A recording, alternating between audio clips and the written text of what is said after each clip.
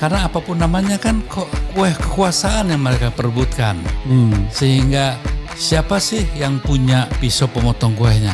Kan Prabowo ya. Nah bahwasanya kadang-kadang kuehnya agak diselip-selip ditempel-tempelkan ke Gibran bisa aja. Itu kan hanya untuk ya daripada ributnya nanti biarin deh. Tapi akhirnya toh gue juga yang motong nanti. Lo boleh lah ngomong apa aja kan gitu, bisa saja ya.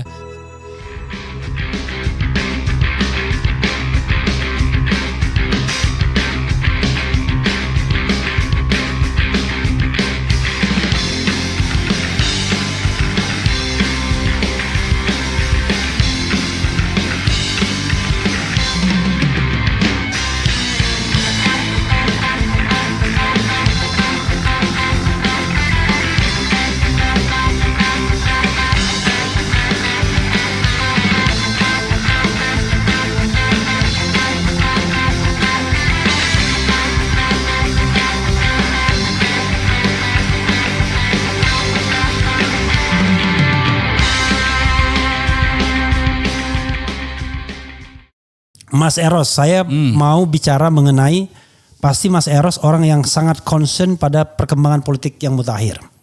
Terutama kecenderungan politik yang makin tidak beretika. Nah, ambil contoh adalah Pilkada DKI.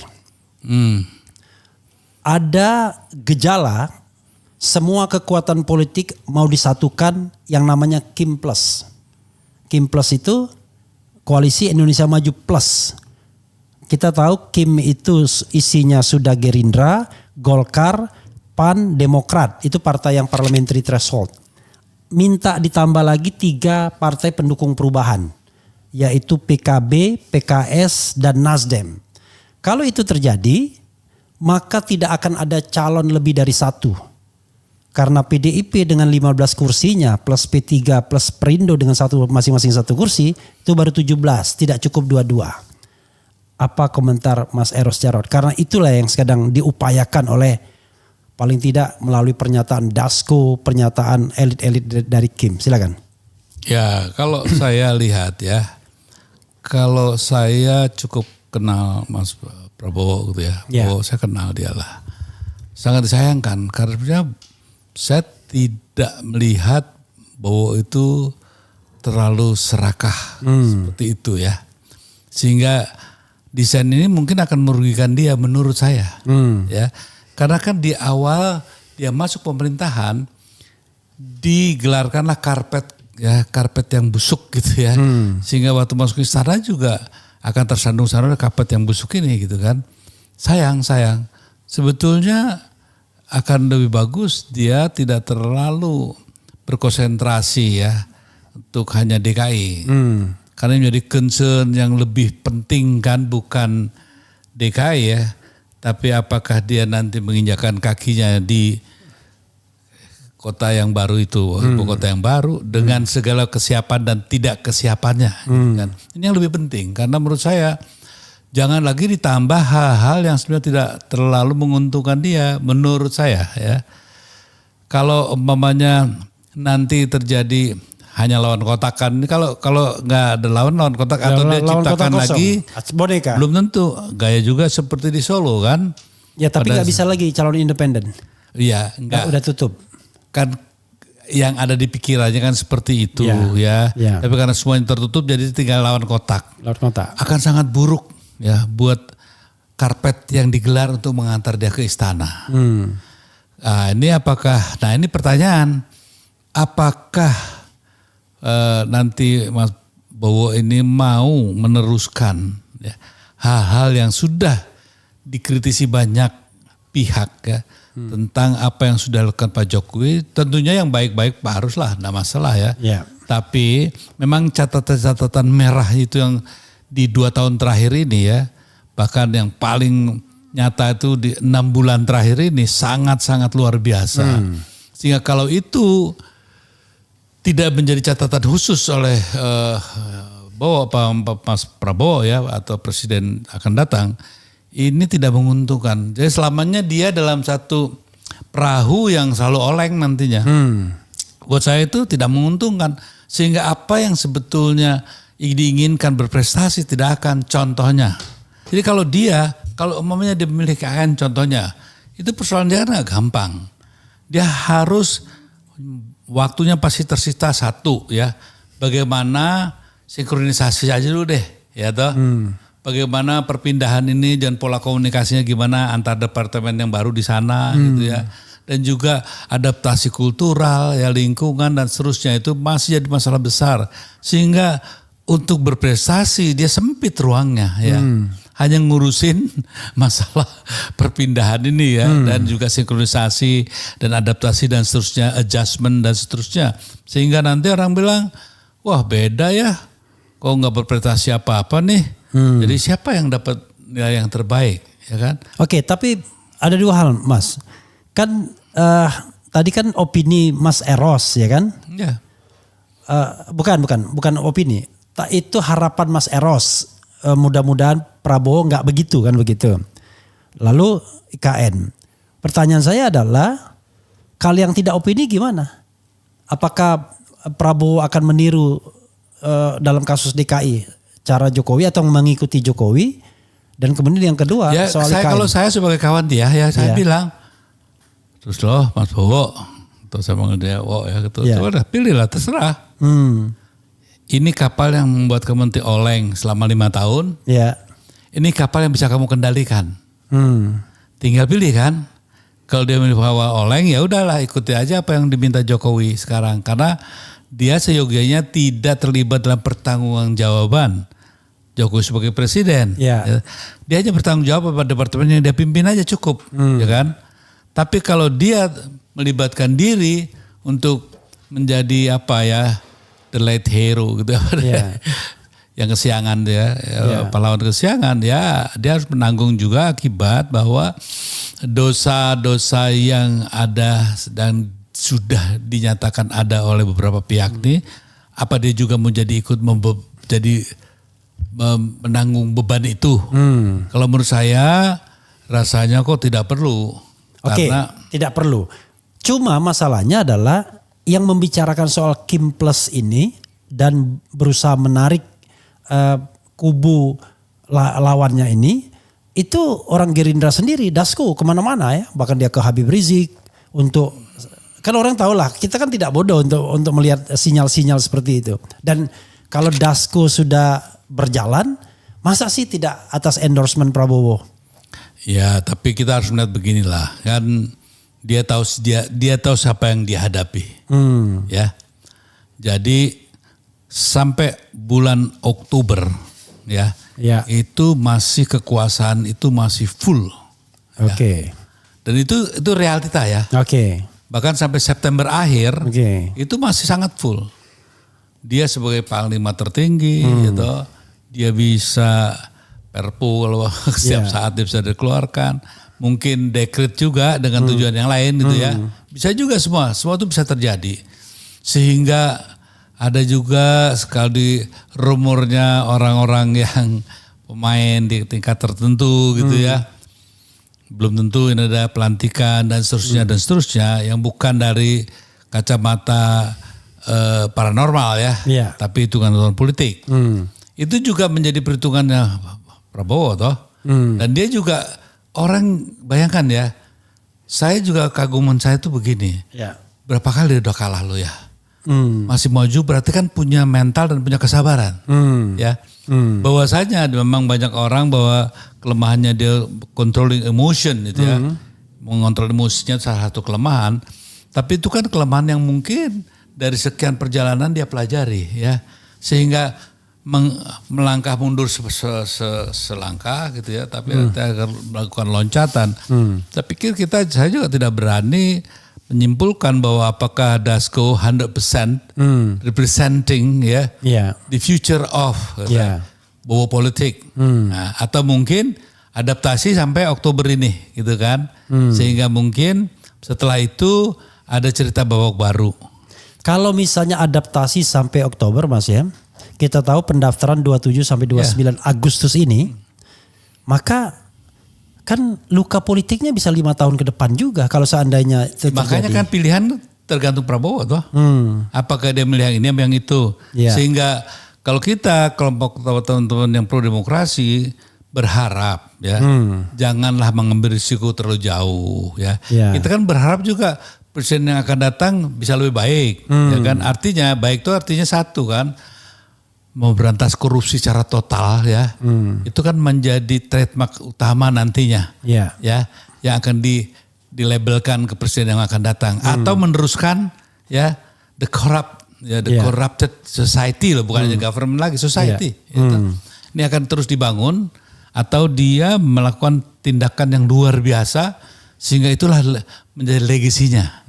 Apa dia mau numpang legasi yang sudah hoyak ini gitu kan. Okay. Nah, kalau saya orang Jawa ya, coba deh Mas Harun perhatikan, ada enggak raja Jawa yang baru mau jadi bayang-bayang raja yang lama? Nah, nggak ada. Ya emang nggak ada. Nah, apakah Prabowo orang satu-satunya nih yang mengatakan dia juga orang Kebumen bapaknya ya? Yeah. Apakah dia mau oh tidak apa-apa, saya raja yang jadi bayang-bayang raja yang lama juga nggak apa-apa, asal berkuasa ya nggak mungkin. Mas, juga. Ada hal yang menarik ya. Orang bicara Lemdak Office. Lemdak Office itu biasanya setelah Pilpres, nunggu pelantikan.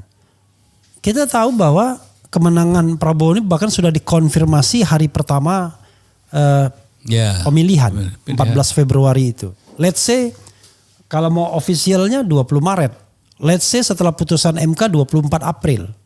Ini Mei, Juni, Juli, Agustus. Saya kagum dengan Jokowi. Kok bisa dia masih kuat, dan Prabowo yang jenderal itu, yang lebih senior dari itu, kok bisa tampak lemah? Ya tapi kan dia belum presiden. Loh, masalahnya dia mau setinggi apapun menang ya, dalam konteks legal formalnya ya kan, dia bukan presiden, kekuasaan dia terbatas, terbatas jabatan dia sebagai Menhan dan calon presiden. Calon presiden tidak didukung oleh undang sekuat presiden dalam Undang-Undang Dasar 45. Ya tapi biasanya secara sosial politik kan biasanya orang sudah ada tuan baru yang bakal lebih lama. Oh, dalam tuan baru ini dia tahu kok. Saya lihat ya. Saya hadir di ulang tahun PKB itu, bagaimana itu Bung Dasko itu sangat dihormati gitu ya. Wah, semua pimpinan baru partai. Dasko doang gitu ya. Itu baru Dasko ya kan. Jadi dia tahu persis gitu how to mengentertain ya. Karena apapun namanya kan kok kekuasaan yang mereka perebutkan. Sehingga siapa sih yang punya pisau pemotong kuehnya? Kan Prabowo ya. Nah, bahwasanya kadang-kadang kuehnya agak diselip-selip, ditempel-tempelkan ke Gibran bisa aja. Itu kan hanya untuk ya daripada ribut nanti biarin deh. Tapi akhirnya toh gue juga yang motong nanti. Lo boleh lah ngomong apa aja kan gitu, bisa saja ya. Sehingga bagi saya gitu, saya juga bilang sama teman-teman PDIP gitu kan, kalau nyerang Bowo itu memang agak aneh juga ya kalian, saya bilang gitu loh. Kita ini inget ya, dulu kan dia pernah jadi calon wapresnya Pak Megawati. Jadi kalau diungkit-ungkit kembali lagi ke 98 agak aneh juga gitu ya. Nah sekarang bagaimana sebetulnya yang lebih penting itu menyelamatkan Indonesia itu jauh lebih penting ya. Jadi bagaimana saya sendiri bilang, saya akan bantu sepenuhnya kalau memang ada komitmen ya. Bahwasanya dia akan melanjutkan yang membangun peradaban. Yang membangun bukan civil society tapi the corrupted society. Ini kan yang mengerikan bagi saya ya. Banyak nanti kita bisa bahas ya. Saya pinginnya juga ya kayak Bung Harun ya, saya minta kita bicara tanpa kebencian lah. Dan buat saya juga gak ada hak saya benci sama siapapun gitu ya. Iya. Cuman saya terlalu cinta sama negeri ini. Sehingga kalau saya ngomong seolah-olah benci gitu ya. Tidak gitu. Mengkritik itu gak berarti benci, justru karena cinta. Karena justru cinta itu negara. Makanya saya pikir memang kalau saya juga tidak tahu ya. Dalam buku sejarah yang saya baca selama ini, baru ada yang namanya seorang yang seperti Pak Jokowi ini baru saya temui gitu ya. Jadi ada semacam satu fenomena lagi gitu ya, yang sebetulnya masuk ke wilayah ya catatan hitam. Yang kalau catatan putih, andaikan begini ya, andaikan Pak Jokowi itu punya kesabaran aja ya. Udahlah, udah nggak usah ngajuin anaknya, apanya semua. Sudahlah, dia pasti catat pakai tinta emas yang paling tebal dan tak terhapuskan. Tapi justru sekarang ini kok saya sanksi ya dimasukkan ke dalam yang namanya tinta emas, memori sejarah ya. Itu lebih banyak emasnya atau lebih banyak tinta merahnya. Jadi kalau Kaisar Romawi itu kan ada prototipenya ya, ada Agustus atau Kaisar Nero. Iya, Kaisar Nero. Ya ini kan jadi kan disayangkan. Sebetulnya saya kan lebih tua dari dia dan saya tahu dari awalnya. Saya berharap dulu sangat ternyata kita semua ya reformasi nggak sia-sialah, bisa melahirkan orang dari bawah ke atas. Tapi dengan kejadian seperti ini, kok ternyata gitu ya, memang ternyata yang tidak mengalami denyut nadinya perjuangan reformasi itu, memang empatinya beda. Iya, termasuk generasi muda sekarang kan? Iya, termasuk Jokowi juga, kan tidak terlalu bersinggungan dalam perjuangan saat itu di mana gitu kan. Nah, hal seperti ini yang menurut saya juga kita jadikan catatan. Maksudnya saya pengen teman-teman pro demokrasi juga agak sedikit cobalah reflektif itu ya. Mungkin kesalahan juga ada di kita gitu ya. Kenapa kok tidak terlalu kritis? Dan juga teman-teman dulu yang membiarkan sejak awal waktu Gibran ini kan saya sudah perdebatannya sangat keras terhadap Pratekno juga saya tanyakan gitu kan.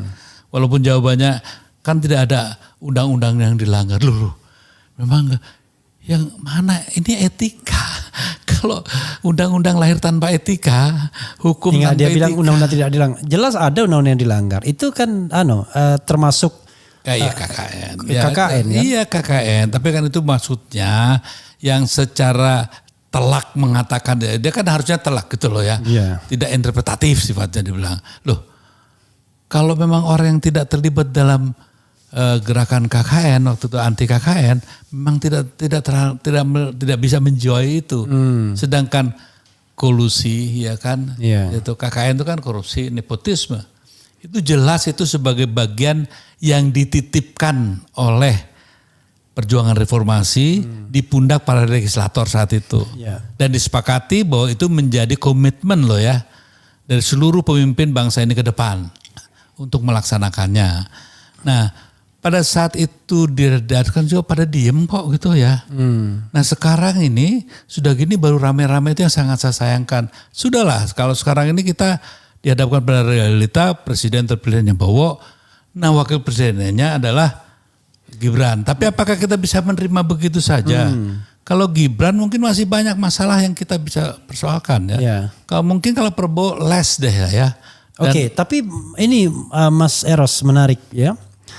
Reformasi 98 pasca reformasi memunculkan dua pemimpin yang satu yang tidak terlibat sama sekali dengan hiruk pikuk reformasi, dan itu Jokowi dengan segala damage-nya. Tapi paradoksnya adalah memunculkan kembali memunculkan kembali menantu penguasa Orde Baru yang kita tumbangkan karena kekuasaan yang otoritarianistik, yaitu Prabowo. Membayangkan nggak after 25 years tiba-tiba yang berkuasa adalah elemen-elemen Orde Baru kembali. Ya, tapi kan dia tidak mungkin sampai ke sana. Kalau kita semua tidak bersepakat. Ya, institusi kita diwakili di DPR kan. Apakah Saudara Harun bisa mengatakan tidak boleh kalau DPR ngetok palu? Karena kita sudah memberikan suara kepada para partai-partai yang ada sekarang di sana. Nah, kalau itu proses sudah dilalui, menurut saya ya agak aneh juga kalau kita bilang ya kok tidak pernah reflektif bahwa ini anak penguasa yang kita tumbangkan. Sebetulnya dari awal harus sudah tahu dong gitu ya. Nggak perlu sekarang dibicarakan. Harus dari awal kita bicarakan apakah iya apa tidak itu kan bisa diputuskan. Tapi dalam kenyataannya memang hal-hal di mana saling membuat dosa ini seperti jadinya kartu domino kan. One fall, all fall. Makanya dia saling menjaga. Jangan deh, biarin aja lah semuanya jadi tetap aja di situ. Makanya dalam hal ini yang lebih penting saya rasa berkonsentrasi ke depan bahwa kenyataannya society seperti ini. Jadi nggak bisa kita berevaluasi lagi dengan bermain-main ya dengan imajinasi masa lalu gitu ya. Yang tidak mendapat dukungan secara luar biasa atau secara kekuatan yang real. Tapi Mas gitu. saya ingat Rocky Gerung mengatakan Jokowi yang sipil itu berwatak militaristik, itu damage-nya luar biasa. Betul. Gila bener ya. Dia memperingatkan kalau watak militaristik itu dipraktikkan juga oleh Prabowo yang juga militer, yang memang asli militer, itu damage-nya akan jauh lebih luar biasa. Padahal kita tahu power tends to corrupt, absolute power corrupt absolutely. Dan kita tahu bahwa warisan 10 tahun ini adalah lemah sekali civil society. Bahkan menghadapi kelakuan Jokowi yang sudah lemdak office aja kita nggak mampu. Masih ada ketakutan baik rakyat maupun elit. Saya membayangkan dari mana kita memulainya kalau ada watak kekuasaan yang begitu. Kalau dia tidak dikontrol pasti dia akan corrupted, pasti akan dia otoritarian. Lalu civil society-nya lemah dan mudah disogok. Silakan Mas. Ya gini, saya rasa kita juga harus melihat seseorang itu dengan latar belakang yang tidak hanya satu dimensi gitu ya. Jadi ada dimensi lain juga. Saya kenal keluarganya. Saya dekat sama keluarganya Prabowo itu. Saya kenal ayahnya. Ayahnya juga menitipkan apa kepada dia. Waktu dia dipecat Pak Harto gitu kan, saya menemani Bowo ya. Dari jam 10 sampai jam 2 lah gitu ya. Atau jam 11 sampai jam 10. Lupa saya sampai jam 2. Pada hari itu, that very day. Dia masih ingat betul kok apa-apa yang harus dia lakukan. Gitu kan.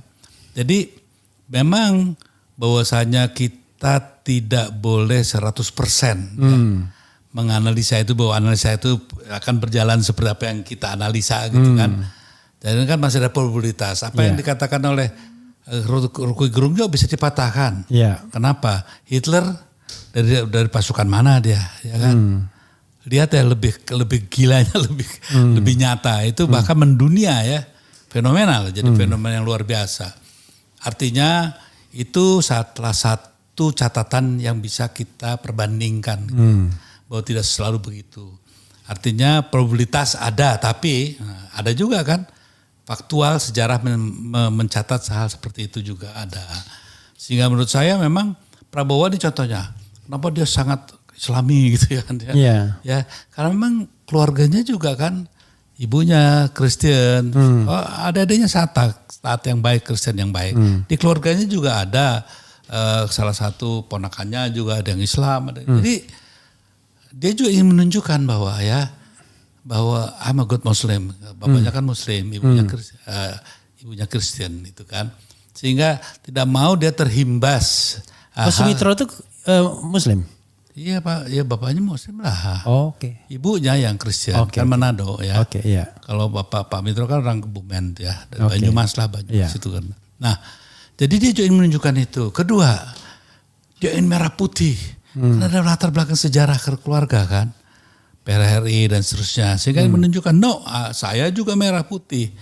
Jadi kita kalau melihat hanya satu dimensi manusia pada saat waktu tertentu, mungkin bisa juga salah melihatnya hasilnya ya. Dia ingin contohnya apa? Tidak korupsi, tidak ini bagaimana gitu ya. Itu kan satu hal yang juga ingin menjaga, karena dia sangat takut sama bapaknya ya, sangat sayang juga sama bapaknya. Sehingga ingin menunjukkan bahwa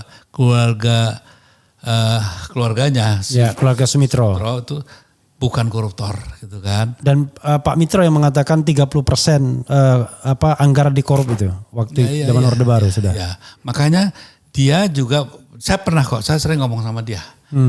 Dia tahu, saya nggak mungkin bicarakan di sini karena kan tidak bagus ya, tidak bagus. Karena apa? Saya kok masih ini harapan nantinya. Saya nggak berani dia pasti lakukan. Jadi harapan. Saya tahu apa yang bagaimana saat-saat dia dulu dibohongi pada 2014, pada saat Jokowi masuk gubernur DKI, itu kan saya tahu apa yang ucapan Hashim, ucapan Prabowo kan saya catat semua. Sehingga hal itu kan tidak mudah untuk dilupakan begitu saja. Sehingga saya kok masih menaruh harapan ya bahwa mungkin Bowo akan memainkan kartu yang berbeda. Karena apa? Dia ingin menghapus semua itu. Karena nggak mungkin, dia juga orang yang tidak bodoh kok. Bodohnya emosional, ya sekarang rasanya sudah agak menurun ya. Tapi itu yang ditakutkan. Tapi dia bukan orang bodoh, sehingga perhitungan. Kalau orang bisa sampai 3 atau 4 kali ya gagal masih maju, dia punya kesabaran yang luar biasa. Sehingga menurut saya mungkin dia tunggu waktu yang tepat ya untuk memainkan kartunya. Sehingga menurut saya kok tidak begitu teryakini. Nah, ini kan harapan artinya ya. Tidak teryakini bahwa dia akan meneruskan hal-hal yang tidak baik dilakukan oleh Jokowi. Dia tahu. Cuman it's not the time yet. Menurut saya gitu ya. Dalam saya membaca pola pikir dia. Sehingga ya sudahlah. Toh cuman 2 bulan lagi ya. Tapi 2 bulan lagi pun menurut pengalaman dia ya kan. Yang realita politik di lapangan kan bisa terjadi banyak hal, ya kan? Yang the impossible thing, gitu kan, bisa terjadi seseorang dalam jangka 1 minggu bisa jadi ketua umum partai, gitu. 3 hari. Ya katakanlah gitu ya, 3 hari. Belum apa-apa tiba-tiba menjadi katanya calon wakil gubernur gitu ya, atau bahkan gubernur saya nggak tahu. Gitu ya. Ini kan satu hal yang tidak pernah ada dalam kamus. Ya, sejarah perpolitikan di Indonesia. Sehingga untuk melakukan analisa yang sifatnya berdasarkan empirical itu kan nggak bisa kita mendahului ya, teori masa mendahului kejadian kan agaknya agak sedikit sulit ya teori sosial, teori politik gitu. Nah, kalau menurut saya hal seperti itu, jadi apa yang kita bicarakan di meja ini kan asumsi. Asumsi berdasarkan pemahaman, pengalaman dan fakta yang kita temukan. Ya saya yang saya temukan tuh saya kenal Prabowo, family is very decent family. Saya yakin, saya jamin itu. Dan saya ngomong gini, tanya aja bang, saya minta jabatan, enggak. Kita bersahabat kok, istrinya Pak Hashim juga, kita anak-anaknya udah kayak, ya saya sangat baik lah dengan mereka ya. Artinya saya juga enggak minta jabatan kok ini ya. Saya juga pernah nolong Bowo dan saya tinggalkan karena waktu saya gak cocok gitu ya. Kenapa kok harus pergi ke orang yang waktu itu kamu musuhin gitu kan.